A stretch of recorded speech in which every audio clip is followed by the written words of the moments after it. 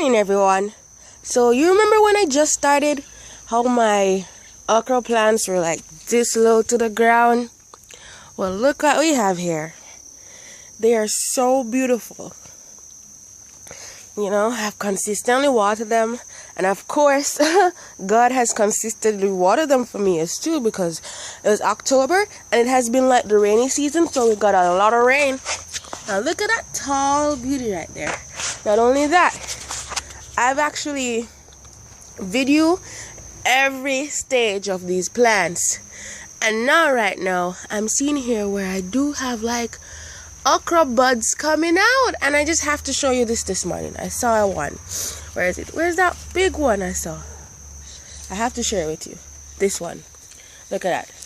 That's an okra bud coming out. So wow, I am so happy.